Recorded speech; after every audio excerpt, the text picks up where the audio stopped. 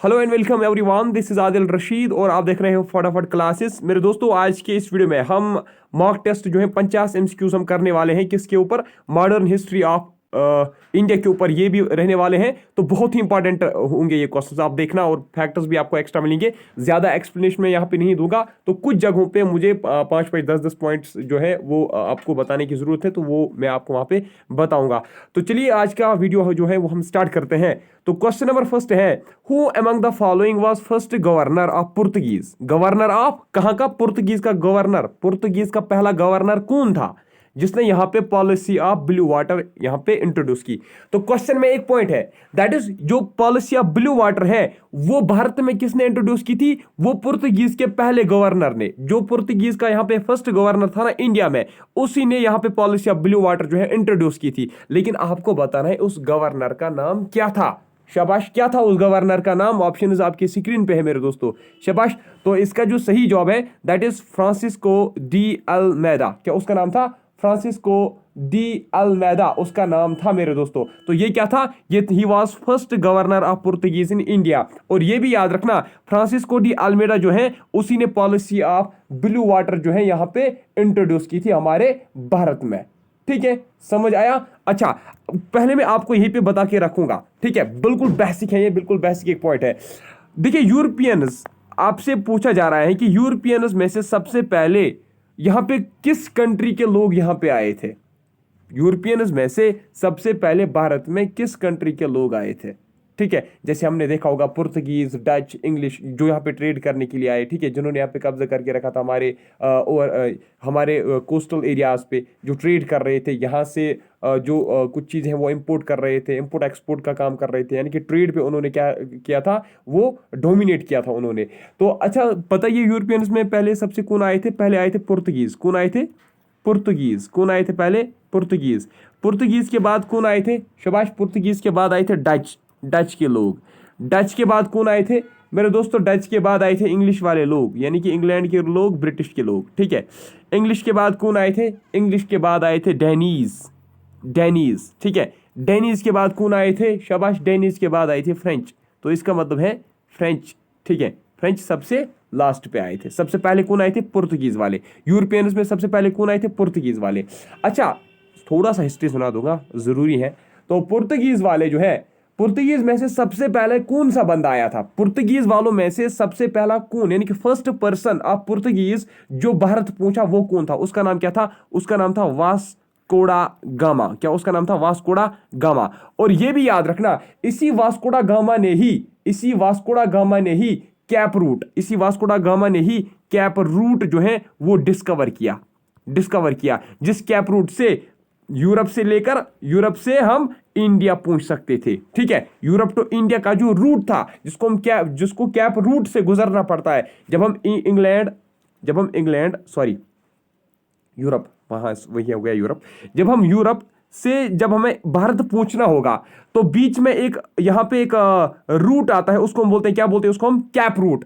तो cape route Bharat और Europe जो है, भारत और यूरोप के बीच में एक रूट पड़ता है, उसको हम क्या बोलते हैं? कैप रूट बोलते हैं। तो वो कैप रूट किसने डिस्कवर किया था? वास्कोड़ा गामा ने डिस्कवर किया था। अच्छा, याद रख लीजिएगा, जब वास्कोड़ा गामा पुर्तगीज से निकला तो सबसे पहले वो भारत में कहां पे पहुंचा? सबसे पहले वो पहुंचा मेरे दोस्तों कैलीकट में, कैलीकट पोर्ट। ठीक है, वो कैलीकट पोर्ट पे पहुंचा। कहां पे? कैलीकट पोर्ट पे पहुंचा। कहां से आया? केप ऑफ गुड होप से। केप ऑफ गुड होप कहां पे है? केप ऑफ गुड होप कहां पे है मेरे दोस्तों? जिसको केप रूट भी हम बोलते हैं। केप ऑफ गुड होप कहां पे है? ये अफ्रीका में है। ठीक है, ये अफ्रीका में है। कहां पे है? अफ्रीका में, साउथ अफ्रीका में पड़ता है केप ऑफ गुड होप। ठीक है, तो केप ऑफ गुड होप से आया कौन? वास्कोड़ा गामा। उसी ने केप ऑफ गुड होप यानी कि केप रूट वास्कोड़ा गामा ने ही डिस्कवर किया। दूसरा पॉइंट मैंने आपको बोला, सबसे पहले वो कहां पूछा? कैलीकट पूछा। कहां से आया? केप ऑफ गुड होप से आया। कब पूछा? वास्कोड़ा गामा भारत कब पूछा? वास्कोड़ा गामा जो है वो पोर्ट ऑफ कैलीकट कब पूछा? वो 17 मई, याद रखना, 17 मई 1498 को वो कहां पूछा? कैलीकट पोर्ट पे पूछा। अच्छा, उसको वहां पे रिसीव करने के लिए कौन गया? शाबाश, जिस वक्त वास्कोड़ा गामा पोर्ट ऑफ कैलीकट पे पूछा, उसको वहां पे रिसीव करने के लिए कौन गया? उसको रिसीव करने के लिए गया हिंदू एक रूलर था। ठीक है, एक हिंदू रूलर था, जिसका नाम क्या था? जिसका नाम था किंग जैमोरिन। क्या उसका नाम था? किंग जैमोरिन उसका नाम था। ठीक है, ठीक है ना। तो उसके बाद ही वास्को दा गामा ने कलकत्ता, कोचिन, कैनोरी में अपने ट्रेडिंग स्टेशंस वो इस्टेब्लिश किए। ठीक है, अच्छा चलिए। Who among the following was second Portuguese governor who introduced policy of imperialism? तो देख लीजिए, पॉलिसी ऑफ ब्लू वाटर जो है, blue water policy Francisco de Almeida ने यहां पे इंट्रोड्यूस किया था। तो वो भी पुर्तगीज गवर्नर था, लेकिन पहला पुर्तगीज गवर्नर था। उसके बाद जो सेकंड पुर्तगीज गवर्नर आया ना, सेकंड पुर्तगीज गवर्नर, उसने यहां पे पॉलिसी ऑफ इंपीरियलिज्म उसने यहां पे क्या की, शाबाश, इंट्रोड्यूस की। तो ये बताइए वो कौन सा गवर्नर था, वो सेकंड गवर्नर कौन था पुर्तगीज का जिसने पॉलिसी ऑफ इंपीरियलिज्म भारत में इंट्रोड्यूस की थी? कौन था शाबाश? वो था मेरे दोस्तों, वो था अल्फोंसो डी अल्बुकर्क्यू। को क्या उसका नाम था? Alfonso de Albuquerque. ठीक है, अल्फोंसो डी अल्बुकर्क्यू भारत कब पहुंचा? ये भारत 1503 में पहुंचा। लेकिन ये पुर्तगीज का सेकंड गवर्नर कब बना? ये पुर्तगीज का सेकंड गवर्नर बना 1509 में। ठीक है, समझ आया? चलिए, which of the following Portuguese governor captured Goa from ruler of Bijapur in year 1510? तो ये बताइए 1510 में क्या होता है? पुर्तगीज का एक गवर्नर होता है जो गवा को कैप्चर करता है, जो गवा को कब्जा करता है। लेकिन ये किससे छीन लेता है गवा? बीजापुर के एक रूलर से। कब छीन लेता है? 1510 में। लेकिन किससे छीन लेता है ये बताइए? बीजापुर के किस रूलर, सॉरी, पुर्तगीज का वो कौन सा गवर्नर था जिसने गवा को छीन लिया बीजापुर के रूलर से? कब? 1510 में। तो याद रखना मेरे दोस्तों, वो था अल्फोंसो डी अल्बुकर्क्यू। अल्फोंसो डी अल्बुकर्क्यू ने ही 1510 में गवा को छीन लिया। किससे? बीजापुर के एक रूलर से। अच्छा, क्या आपको पता है पुर्तगीज का जो फर्स्ट कैपिटल था ना, पहले पता है कौन सी यहाँ पे राजधानी थी इनकी? इनकी कैपिटल सिटी पहले कौन थी पुर्तगीज की भारत में? वो थी कोचिन। क्या थी? कोचिन। कोचिन थी। ठीक है, उसके बाद जो कोचिन है ना, कोचिन के बाद उनको, यानी कि उन्होंने अपनी कैपिटल सिटी रिप्लेस की। पहले कोचिन थी, कोचिन के बाद उनकी कौन थी कैपिटल बनी? उसके बाद उनकी कैपिटल जो है वो गवा बनी। गवा को जब कैप्चर किया, फिर गवा में उन्होंने अपना कैपिटल रखा। ठीक है, समझ आया ना? चलिए नेक्स्ट। कहां गया? फैक्ट जरूरी है, कोई बोलेगा फैक्ट बताने की जरूरत नहीं है, लेकिन जरूरी है, रिवाइज भी होना चाहिए। चलिए, who among the following was first English man who arrived India by overland route? जो ओवरलैंड रूट से आया, फर्स्ट इंग्लिश। ठीक है, पहला जो कोई यूरोपियन था वो जो किससे आया? जो वाटर रूट से आया, वो था वास्को दा गामा। लेकिन आपसे पूछा गया है कि फर्स्ट इंग्लिश मैन कौन था? फर्स्ट इंग्लिश मैन कौन था जो लैंड रूट से भारत आया? किसके लिए वो लेकिन आया था? वो ट्रेड के लिए आया था। वो यहां पे तिजारत करने के लिए आया था, ट्रेड करने के लिए आया था। लेकिन किस रूट से आया था? लैंड रूट से आया था। कौन आया था? एक इंग्लिशमैन था। उसका नाम क्या था? शाबाश, बताइए उसका नाम क्या था? याद रखना मेरे दोस्तों, उसका नाम था जॉन मेल्डन हॉल। क्या उसका नाम था? जॉन मेल्डन हॉल उसका नाम था। वो लैंड रूट से आया था, एक इंग्लिशमैन था। किस लिए आया था? ट्रेड करने के लिए आया था। Next, which of the following combination of companies and their year of establishment is matched correctly? आपको बताना है। देख लीजिए, इस साइड से लिखा गया है कंपनी का नाम, दूसरे साइड से लिखा गया है कि ये एस्टेब्लिश कब हुई थी। ठीक है, आपको बताना है कि इनमें से करेक्टली मैच कौन है। शाबाश, कौन कौन से इनमें से करेक्टली मैच्ड है? सभी हैं या एक ही या दो हैं, कितने हैं? शाबाश।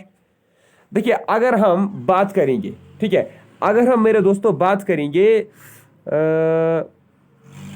which of the following combination of companies and their year of establishment is matched correctly? अच्छा, आप हमें बताना कि करेक्टली कौन कौन सा मैच किया गया है। अगर हम डच ईस्ट इंडिया कंपनी की बात करेंगे, ये एस्टैब्लिश कब हुई थी? 1602 में। ये बिल्कुल सही जवाब है इसका। ठीक है, इंग्लिश ईस्ट इंडिया कंपनी कब एस्टैब्लिश हुई थी? ये 1600 में एस्टैब्लिश हुई थी। ये भी बिल्कुल सही है। फ्रेंच ईस्ट इंडिया कंपनी 1616 में मेरे दोस्तों, ये जो है ये 1616 में एस्टैब्लिश नहीं हुई थी। फिर कब एस्टैब्लिश हुई थी? ये 1664 में फ्रेंच ईस्ट इंडिया कंपनी जो है वो एस्टैब्लिश हुई थी। कब? 1664 में। अगर आपसे पूछा जाएगा कि फ्रेंच ईस्ट इंडिया कंपनी जो है वो किसने एस्टैब्लिश की थी? वो एस्टैब्लिश की थी कॉलबर्ट ने। किसने? कॉलबर्ट ने। अंडर क्या उसका नाम था? Colbert. Under patronage of Louis 14। ठीक है, याद रखना आप, कॉलबर्ट ने इसको एस्टैब्लिश किया था। तो इस हिसाब से इसके जो है ये भी करेक्ट है, ये भी करेक्ट है, यानी कि 1 और 2 इसके करेक्ट है। बोथ 1 और 2 करेक्ट है, थर्ड गलत है इसका। तो डी पार्ट इसका सही जवाब है। कैप्टन विलियम हॉकिंस जो है मेरे दोस्तों, वो जहांगीर के कोर्ट में कब आया?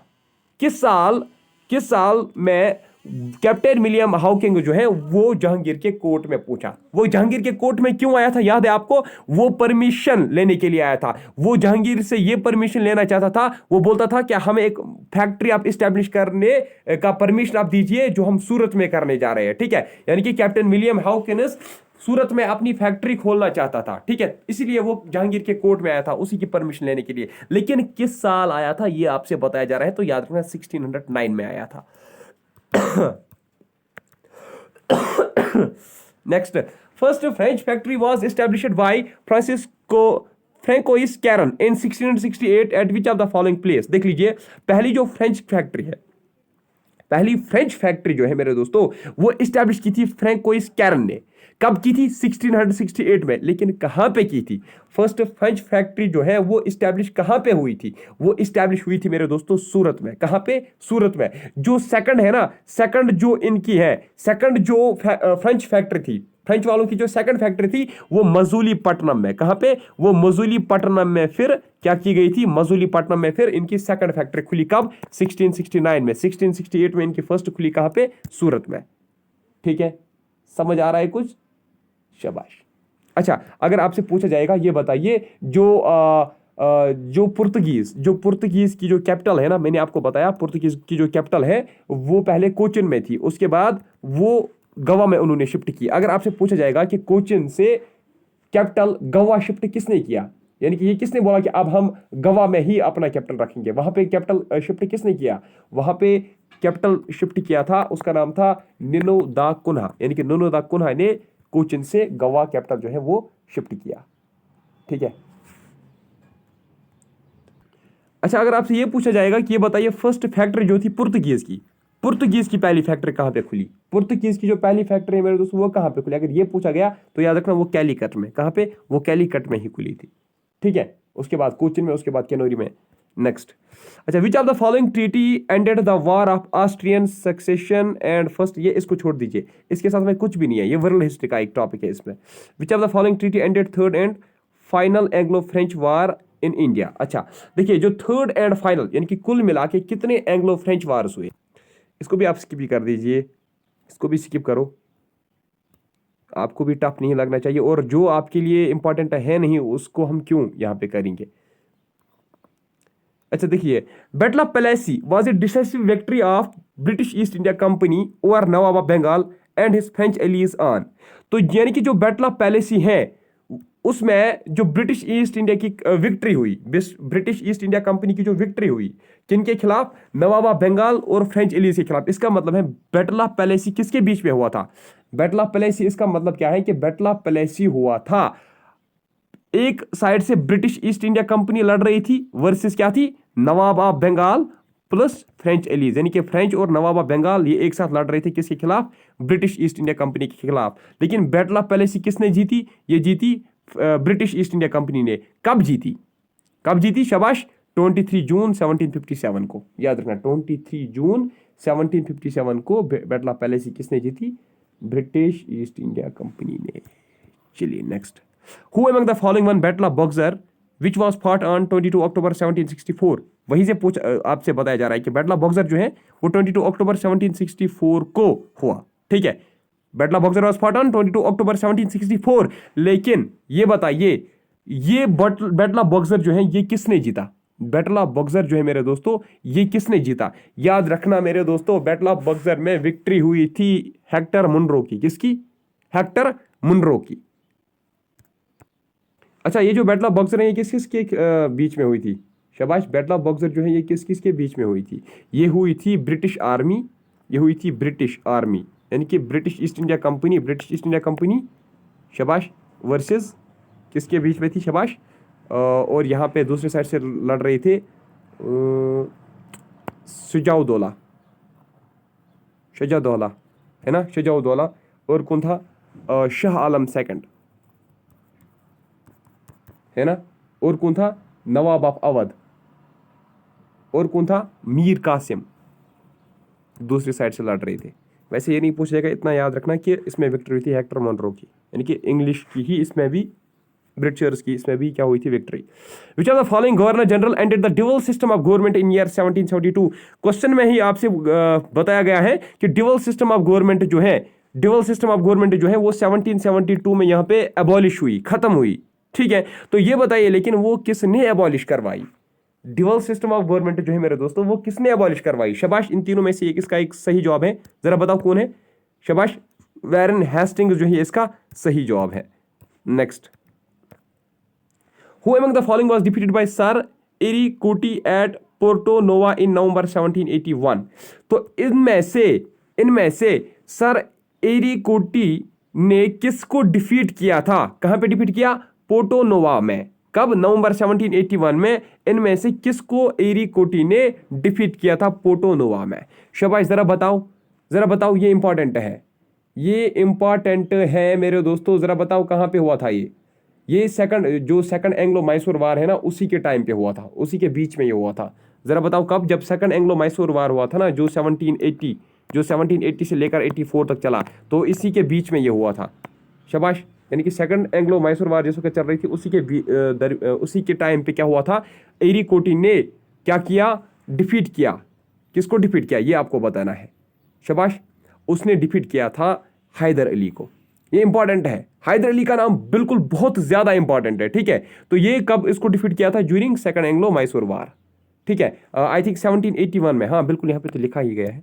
Next, treaty of Mangalore was signed by whom which brought an end to second Anglo Mysore war. अगर आपसे क्वेश्चन में पहले पूछा जाएगा कि ये बताइए कि जो सेकंड एंग्लो मैसूर वार है जो कब चली थी, सेकंड एंग्लो मैसूर वार कब चली थी, 1780 से लेकर 1784 तक ये सेकंड एंग्लो मैसूर वार चली। अगर आपसे पूछा जाएगा कि second Anglo Mysore war and कैसे हुई, वो एंड हुई थी जब ट्रीटी ऑफ मैंगलोरी साइन की गई थी, ठीक है। यानी कि ट्रीटी ऑफ मैंगलोरी साइन की गई थी, लेकिन कब की गई थी साइन ट्रीटी ऑफ मैंगलोरी, 1784 में ट्रीटी ऑफ मैंगलोरी साइन की गई थी, ठीक है। ये किसने साइन की थी, शाबाश, ये किसके साथ साइन हुई थी, ये टीपू सुल्तान के साथ, ठीक है। ये टीपू सुल्तान ने साइन की थी। ट्रीटी ऑफ मैंगलोरी किसने साइन की थी, इंपॉर्टेंट है मेरे दोस्तों।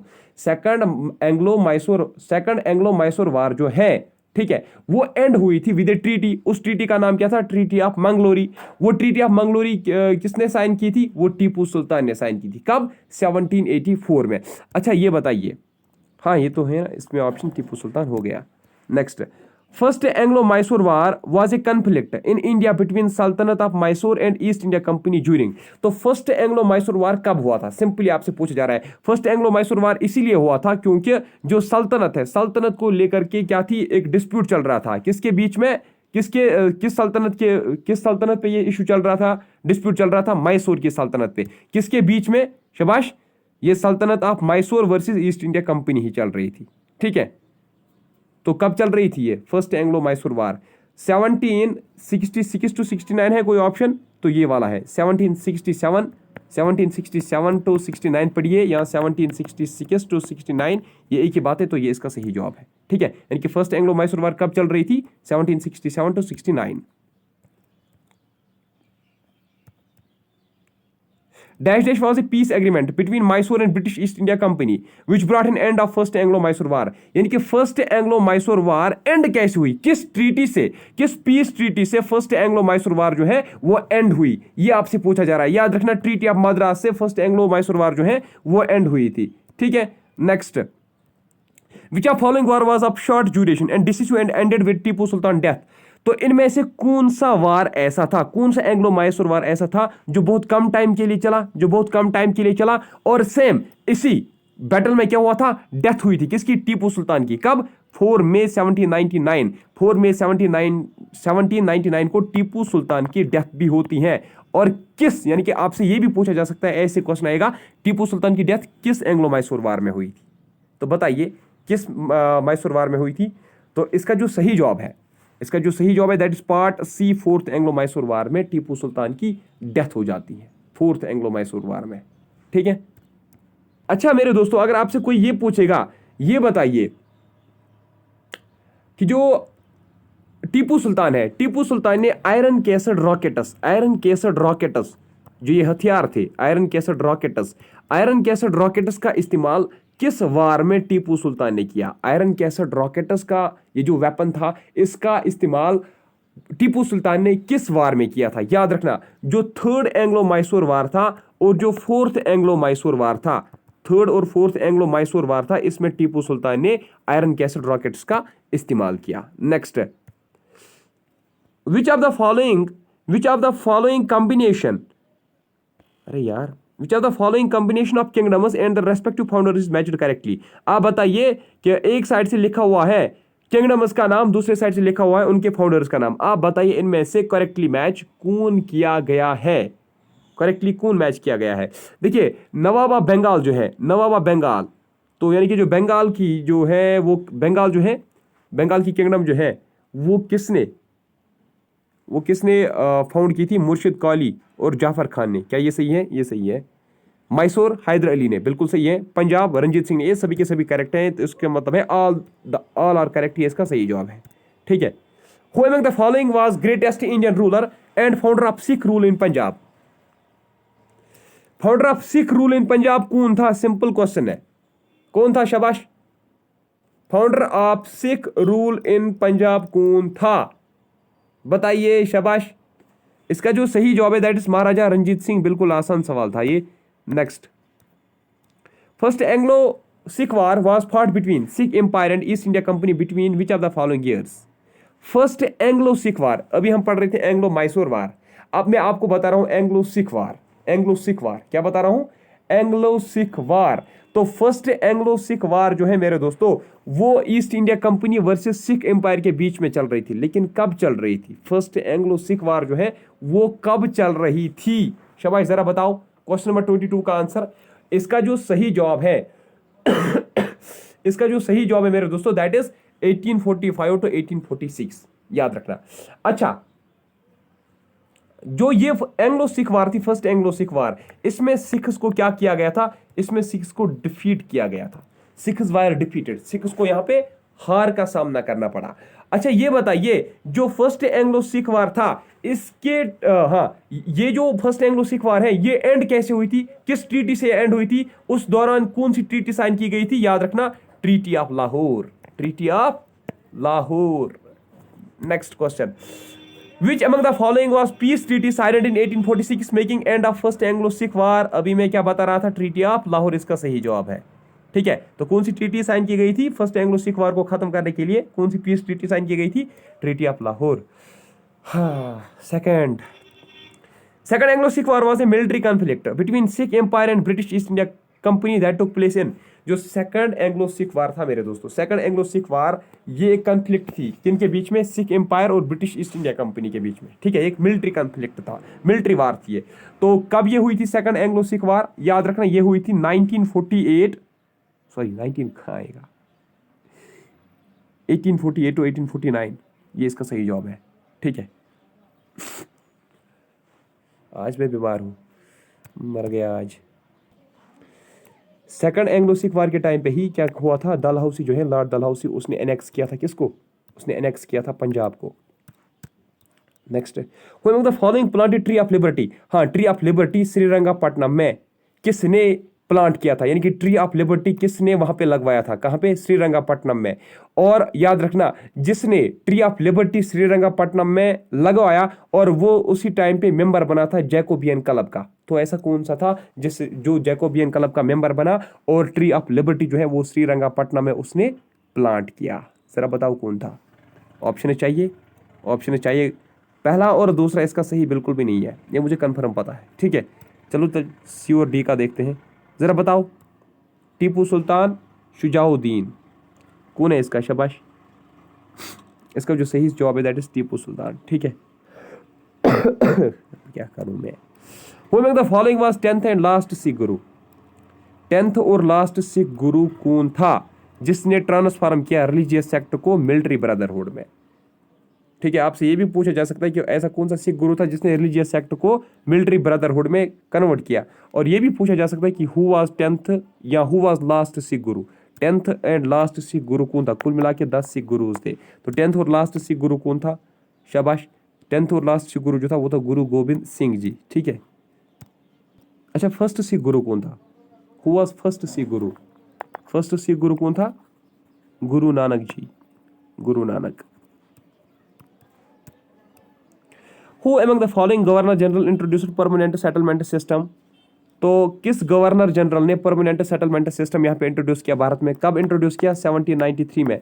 तो किसने किया था ये आपसे पूछा जा रहा है, जरा बताओ। ऑप्शंस है आपके सामने है, शाबाश। तो लॉर्ड कॉर्नवालिस ने परमानेंट सेटलमेंट सिस्टम जो है वो यहाँ पे इंट्रोड्यूस किया था। Combination of social religious reform movements and respective founders is measured correctly. आपको बताना है, ये एक साइड से लिखा गया है, एक साइड से यहाँ पे लिखा हुआ है एक रिलीजियस ऑर्गेनाइजेशंस का नाम, ठीक है, रिलीजियस मूवमेंट्स का नाम, दूसरे साइड से लिखा गया उनके फाउंडर्स। आपको बताना है कौन सा रिलीजियस मूवमेंट किसने फाउंड किया था और क्या ये सही है, आपको देखना है कौन कौन सा इसमें सही है। देखो, ब्रह्मो समाज जो है ये बिल्कुल राजा राममोहन राय जी ने ही फाउंड किया था। आर्य समाज स्वामी दयानंद सरस्वती जी ने ही क्या किया था? फाउंड किया था। दक्कन एजुकेशन सोसाइटी मैंने आपको पढ़ाया है, लास्ट सेशन में भी मैंने आपको पढ़ाया था कि ये जीजी अगरकर, ये जीजी अगरकर ने फाउंड किया था। तो इसका मतलब है ये इसका सही जवाब नहीं है। इसमें दो ही सही है, 1 और 2, बोथ 1 और 2, ये वाला इसका सही जवाब बनता है। ठीक है, नेक्स्ट क्वेश्चन है दोस्तों, who among the following founded Atmiya Sabha? Who among the following founded Atmiya Sabha in Calcutta to propagate monotheism? Monotheism का मतलब पता है आपको क्या होता है? मोनोथिज्म मेरे दोस्तों, मोनोथिज्म का मतलब होता है दैट इज, जिसका मतलब होता है there is only one God, there is only one God. Monotheism यानी कि एक ही भगवान, एक ही खुदा पे क्या करना? भरोसा करना। There is only one God. ठीक है, तो ये concept there is only one God यानी कि मोनोइथिज्म का कंसेप्ट प्रोपागेट करने के लिए आत्मीय सभा बनाई गई थी। कहां पे? कलकत्ता में बनाई गई थी। ये बताइए सभा किसने बनाई थी? आत्मीय सभा जो है मेरे दोस्तों, आत्मीय सभा किसने बनवाई थी? आत्मीय सभा जो है ये 1814 में बनाई गई थी। किसने बनवाई थी आत्मीय सभा? शाबाश। आत्मीय सभा किसने बनवाई थी? ये राजा राम मोहन राय ने बनवाई थी। किसने? राजा राम मोहन राय ने आत्मीय सभा बनवाई थी। याद रखना, ब्रह्मो सभा जो है ना, ब्रह्मो सभा भी राजा राम मोहन राय ने बनवाई थी। राजा राम मोहन राय ने बनवाई थी। ठीक है, अच्छा, और क्या बनाई थी इसने? ब्रह्मो समाज जो है, ब्रह्मो समाज भी राजा राम मोहन राय ने ही बनवाई थी। अच्छा, ब्रह्मो समाज कब बनाई गई थी? 1830 में बनाई गई थी ब्रह्मो समाज। अच्छा, अगर आपसे ये पूछा जाएगा कि ये बताइए परसिप्टस ऑफ जेसस और ये एक बुक है, ठीक है, ये किसने लिखी थी? ये भी लिखी थी राजा राम मोहन राय ने। और अगर आपसे पूछा जाएगा कि संवाद कौमुदी किसने लिखी थी? ये भी किसने लिखी थी? ये भी राजा राम मोहन राय ने लिखी थी। ठीक है, एक्चुअली ये दो जर्नल्स थे। ठीक है, संवाद कौमुदी जो है ना और परसिप्टस ऑफ जेसस, ये दो क्या थे? ये दो जर्नल्स थे। और किसने स्टार्ट किए थे? राजा राम मोहन राय ने। राधाकांत देव जो है मेरे दोस्तों, इसने कौन सी ऑर्गेनाइजेशन स्टार्ट की थी? धर्मा सभा। ठीक है, धर्मा सभा जो है ये किसने फाउंड की थी? धर्मा सभा फाउंड की थी राधाकांत देव ने। ठीक है, अच्छा, अगर हम बात करेंगे, चलिए वैसे तो इंपॉर्टेंट नहीं है, चलिए नेक्स्ट क्वेश्चन देख लीजिए। Which of the following personality published Tattvabodhini Patrika, Bengali monthly magazine to propagate the ideas of Raja Ram Mohan Roy? तो ये बताइए कि तत्वाबोधिनी पत्रिका जो है ये एक बंगाली मंथली पेपर था। क्या था? एक बंगाली मंथली पेपर था। ये बताइए ये किसने पब्लिश किया था? तो ये किस लिए पब्लिश किया गया था ये भी याद रखना। ये पब्लिश किया गया था to propagate ideas of Raja Ram Mohan राय। लेकिन आप बताइए ये किसने पब्लिश किया था? शाबाश, किसने पब्लिश किया था तत्वाबोधिनी पत्रिका? ये पब्लिश किया था मेरे दोस्तों दबिंद्रनाथ टैगोर ने। किसने? दबिंद्रनाथ टैगोर ने ये पब्लिश किया था। Next, who among the following was leader of ब्रह्मो समाज during absence of देवेंद्रनाथ टैगोरी? देख लीजिए, जिस टाइम पे देवेंद्रनाथ टैगोरी मतलब वहां पे प्रेजेंट नहीं थे, उस टाइम पे ब्रह्मो समाज को लीड कौन कर रहा था? उस टाइम पे ब्रह्मो समाज का लीडर कौन था? यानी कि in absence of Debendranath Tagore Brahmo Samaj का जो लीडर है मेरे दोस्तों वो कौन था? राधाकांत देव, ये दो नहीं है। तो नेक्स्ट 2 ऑप्शन हम देखते हैं, सैयद अहमद खान या केशव चंद्र सेन। कौन था? शाबाश, इन दोनों में से एक ही है, तो वो था Keshav Chandra Sen. Next, dash formed an Indian reform association which persuaded the British government to enact the native marriage act of 1972। याद रख लीजिएगा, नेटिव मैरिज एक्ट जो है वो भारत में कब लागू हुआ, कब इनैक्ट हुआ? 1972 में। ये बताइए कि वो कौन सा बंदा था, वो कौन सी पर्सनालिटी थी जिसने इंडियन रिफॉर्म एसोसिएशन क्या की, इंडियन रिफॉर्म एसोसिएशन बनाई। और फिर उसी इंडियन रिफॉर्म एसोसिएशन ने ब्रिटिश गवर्नमेंट को मजबूर किया किस पे, कि आप नेटिव मैरिज एक्ट जो है वो आप क्या करो, इनेक्ट करो। ठीक है नेटिव मैरिज एक्ट जो है वो किसके एफर्ट्स की वजह से इनेक्ट किया गया था भारत में, ये बताना है आपको। वो किया गया था due to Indian reform association. अब ये बताइए इंडियन रिफॉर्म एसोसिएशन जो है वो किसने बनवाई थी, अब बताओ। शाबाश, Indian reform association Keshav Chandra Sen ने बनवाई थी। प्रार्थना समाज ये क्या था, ये एक रिलीजियस और सोशल रिफॉर्म मूवमेंट थी। कहाँ पे, बॉम्बे में। प्रार्थना समाज ये एक रिलीजियस और सोशल रिफॉर्म मूवमेंट थी, कहाँ पे, बॉम्बे में। तो it was based on earlier reform movements was found in. अच्छा ये बताइए प्रार्थना समाज जो है ये कब बनी थी, ये पूछा गया है। प्रार्थना समाज जो है मेरे दोस्तों ये कब बनाई गई थी, आपसे ये पूछा गया है। देखिए प्रार्थना समाज जो है ये बनाई गई थी 1867 में। कब, 1867 में। अगर ये पूछा गया कि ये किसने बनवाई थी, प्रार्थना समाज जो है ये किसने बनवाई थी, अगर ये क्वेश्चन पूछा गया तो मेरे दोस्तों आप याद रखना, ये बनवाई थी अतमरम, ये बनवाई थी अतमरम पंदुरंगा ने। ठीक है, अतमरम पंदुरंगा और एमजी रनाड़े ने। ठीक है, एमजी रनाड़े और अतमरम पंदुरंगा जो है उन्होंने बनाई थी क्या, प्रार्थना समाज। कब बनाई, 1867 में बनवाई थी। ठीक है, नेक्स्ट क्या है, विच among the following personality founded Arya समाज इन बॉम्बे इन ईयर 1875। तो आर्या समाज 1875 में बॉम्बे में बनाई गई थी, लेकिन किसने बनवाई, सुभाष किसने बनवाई, ये स्वामी दयानंद सरस्वती ने बनवाई थी। स्वामी दयानंद सरस्वती ने बनवाई थी। Next, which of the following combination of lower caste movements organisation and their founders are. अच्छा ये बताइए, एक साइड से यहाँ पे लिखा हुआ है, एक साइड से यहाँ पे आप देख सकते हो लिखा हुआ है ऑर्गेनाइजेशन का नाम, मूवमेंट का नाम, दूसरे साइड से इसका फाउंडर का नाम है। आप बताओ जरा, आप ये बताओ, जो बहुजन समाज है, बहुजन समाज मुकुंदराव पटेल ने बनाई थी क्या, बहुजन समाज जो है क्या वो मुकुंदराव पटेल ने बनाई थी। हाँ बिल्कुल, ये मुकुंदराव पटेल ने बनाई थी। किसने बनवाई थी, ये मुकुंदराव ने ही बनाई थी। हाँ मुकुंदराव पटेल, हाँ यही है। दूसरा क्या है हरिजन सेवक संघ गांधी जी ने बनाई थी, बिल्कुल सही। सत्यशोधक समाज ज्योतिबा फूले ने बनाई थी, बिल्कुल सही। तो इसका मतलब सभी के सभी इसके राइट हैं, डी इसका सही आंसर है। In context of revolt of 1857 sir Hugh Rose described whom best and bravest military leader of the rebel. देखिए रिवोल्ट ऑफ 1857 के दौरान सरहग रोज जो था, जो एक ब्रिटिशर ऑफिसर था, उसने किसके बारे में कहा था कि ही या she is best and bravest military leader of the rebel. किसके बारे में इसने ये स्टेटमेंट दिया था, शाबाश। तो ये दिया गया था रानी लक्ष्मीबाई के फेवर में, ये स्टेटमेंट उसने दिया था। Next, which among the following is one of the social reasons for revolt of 1857। इनमें से सोशल रीजन कौन है, इनमें से एक समाजी कारण क्या था रिवोल्ट ऑफ 1857 का। सेंटेंस पढ़िए, आराम से पढ़िए। डिस्क्रिमिनेटरी टैरिफ पॉलिसी अगेंस्ट, तो ये नहीं है, ठीक है, ये नहीं हो सकता क्योंकि इकोनॉमिक है।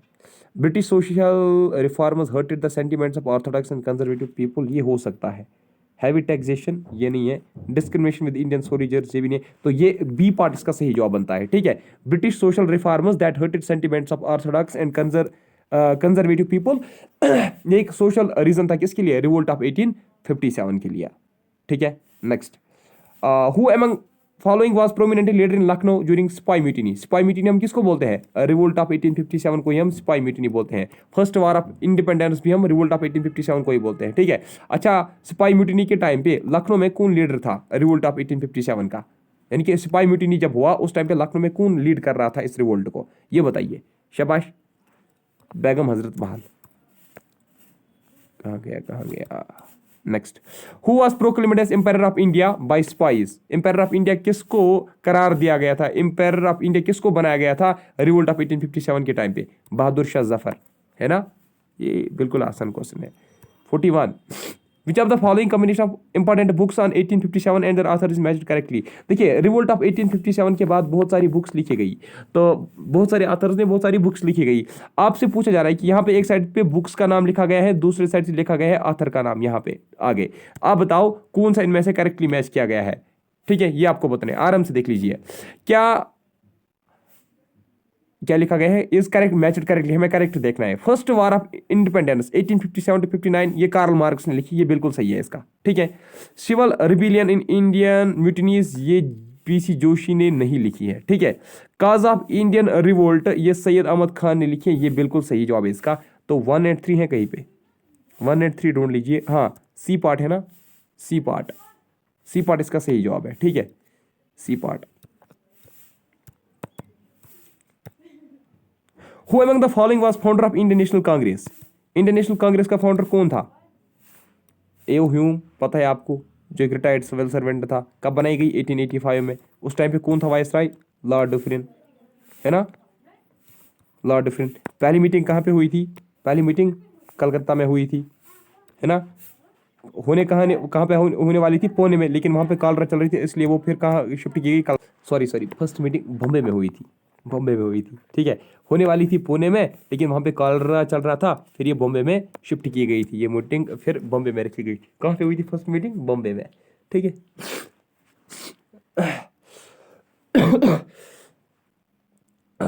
Which among the following prominent extremist leaders started the Home Rule League in year 1916?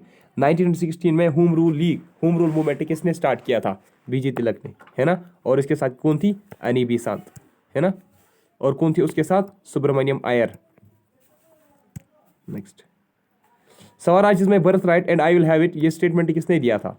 शाबाश शाबाश शाबाश शाबाश, जल्दी बताओ। ये बिल्कुल आसान है ये वाले क्वेश्चन, किसने दिया था? ए पॉट, बाल गंगाधर तिलक ने। Who among the following was president of International Congress during स्वदेशी मूवमेंट?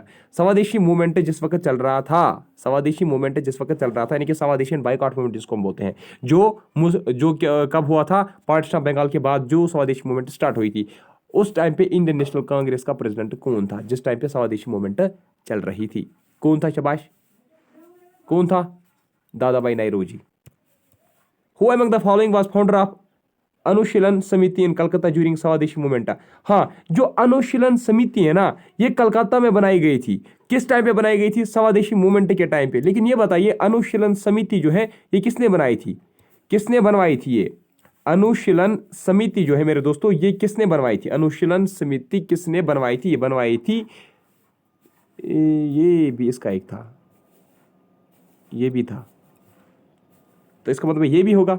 दोनों इसका सही है, तो इसका मतलब तीसरा भी होगा। ऑल ऑफ द अबव जो है ये इसका सही जवाब है, ठीक है। याद रखना, जो अनुशीलन समिति है ना, ये बनाई थी बरिंद्र कुमार घोष ने, जतेंद्र नाथ बनर्जी ने, प्रमोथा मित्र ने, ठीक है। इन तीनों के तीनों ने बनाई थी। दो मुझे इसमें पता थे, ठीक है, ये भी और ये भी, तो बीच वाला तो इसका मतलब है ये भी होगा। ऑल ऑफ द अबव इसका सही जवाब है, ठीक है। Which of the following personality took the swadeshi movement to different parts of India specially in Pune and Mumbai? यानी कि पुणे और मुंबई में किसने स्वदेशी मूवमेंट स्प्रेड की? शाबाश, वहां पे कौन लीड कर रहा था इसको? बताइए। शाबाश, बाल गंगाधर तिलक ही थे। Who among the following took swadeshi movement to Madras presidency? Madras presidency में स्वदेशी मूवमेंट को किसने वहां पे मतलब लीड किया, वहां पे स्प्रेड किया? Which was also galvanised by Bipin Chandra Pal's extensive lecture tour? चलिए बताओ, इसका जो सही जवाब है that is Chidambaram Pillai, C of Pillai. अच्छा, who among the following set up All India Muslim League in December 1906? दिसंबर 1906 में मुस्लिम लीग बनाई गई, ठीक है। तो ये जो मुस्लिम लीग है ये किसने बनवाई थी? याद है, आगा खान मैंने आपको बोला था, नवाब सलीमुल्लाह बताया था, मैंने आपको मोहसिन उल मुल्क बताया था। तो यहाँ पे वो ऑप्शन मत है, यहाँ पे सिर्फ नवाब सलीमुल्लाह है, तो ये इसका सही जवाब बनता है, ठीक है। तो आज का वीडियो कैसे था मुझे ज़रूर बताइएगा इसी वक्त लाइव चैट में, और प्लीज़ लास्ट पे कमेंट सेक्शन में भी। देखो, आपने लगभग आप 1 घंटे का लेक्चर देखते हो, और 1 घंटे के बाद फिर आपको सिर्फ 30 सेकंड लगेंगे, 30 सेकंड से भी कम आपको लगेंगे कमेंट करने में कि ये लिखने में कि वीडियो कैसा था, ठीक है। मैं आपको थोड़ी बता रहा हूँ, आप मेरी तारीफ करो, आप लेक्चर की तारीफ करो, ठीक है। ठीक है तो उसकी तारीफ होगी, ठीक नहीं होगा तो वो भी बताओ ठीक कहाँ पे नहीं था, ठीक है। शाबाश, बताओ, मुझे लाइव चैट में भी बताना, और प्लीज़ कमेंट सेक्शन में भी, वीडियो लाइव चैट खत्म होने के बाद कमेंट सेक्शन में भी जरूर लिखा करो प्लीज़।